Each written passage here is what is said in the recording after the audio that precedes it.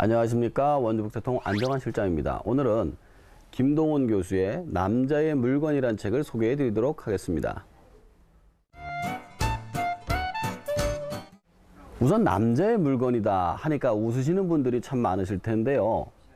이 책에서도 김동훈 교수가 똑같은 이야기를 합니다. 남자의 물건 그러면 생각나는 게 하나밖에 없다고요. 여자의 물건 그러면 옷도 생각나고 구두도 생각나고 뭐 가방도 생각나고 그러잖아요. 근데 남자는 물건이라고 할 만한 게 없다라고 해가지고 이 책의 제목을 남자의 물건이라고 줬다고 합니다. 이 책은 크게 두 개로 2부로 구성이 되어 있는데요.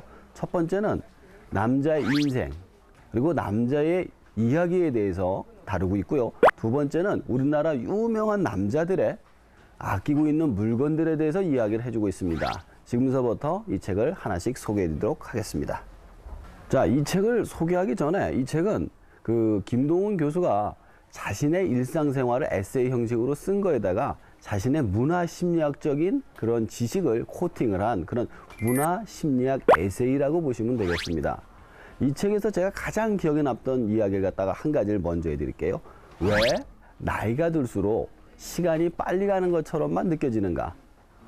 이경규 씨는 이렇게 얘기했죠. 오늘 내가 산 하루는 전체 산 날들 중에 하루이기 때문에 그렇다라고 이야기를 했었는데요. 김동훈 교수는 좀 교수다 보니까 좀 더 멋있게 이야기를 하죠.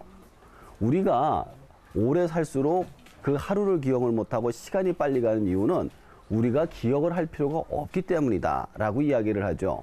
근데 왜 그러냐라고 설명을 들어보면은 사실 10대, 20대 이렇게 보면은 어떻게 사냐면 초등학교 가죠, 중학교 가죠, 고등학교 가죠, 대학교 가죠, 군대 가고 결혼하고 자리 잡고 정말 바쁘게 삽니다. 하루하루가 다 기억에 남는 날들이죠. 하지만 30대가 넘어서 결혼하고 아이 낳고 자리를 잡다 보면은 어제 한 일이나 오늘 한 일이나 내일 한 일이나 그리고 앞으로 한 달 뒤, 1년 뒤, 10년 뒤 일이 똑같은 겁니다. 그러다 보니까 기억에 남질 않는 거예요. 왜냐하면은 오늘 한 일을 또 내일 하기 때문에 오늘 한 일에 대해서 기억을 할 필요가 없기 때문에 시간이 점점 빨리 간다고 느껴진다는 것이죠.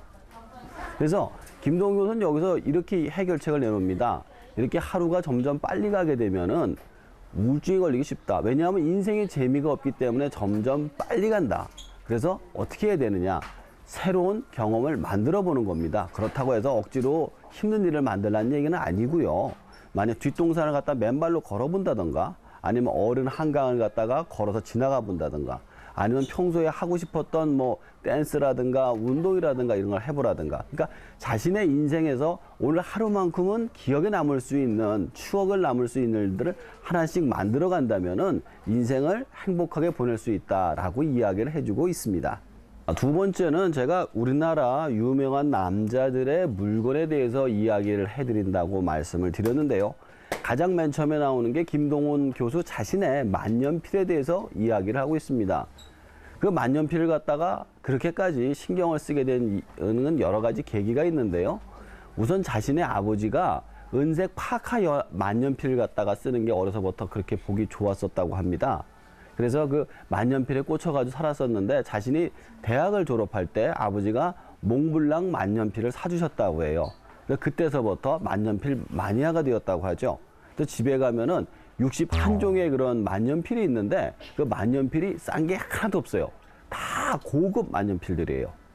그래서 옆에서 친구들이 그런다고 합니다. 너는 왜 만년필에다 쓸데없이 돈을 들이냐 그러면은 이렇게 너는 200원짜리 볼펜이나 쓰다 죽어라 이렇게 얘기를 한다고 그래요. 이렇게 책 속에 나오는데 왜 그 얘기를 하느냐 하면 뭐 하나라도 내 마음대로 할 수 있는 게 있어야 되지 않느냐. 내 마음대로 쓰다 버릴 수 있는 게 있고 내가 마음대로 모을 수 있는 게 있어야 되는데 남자 인생에 애들하고 마누라만 뒤치다거리다 끝나는 거지 뭐 사실 할 수 있는 게 뭐가 있느냐. 그 만년필을 쓸 수 있게 해다고 그래가지고 그 만년필에 이렇게 집착을 한다고 합니다.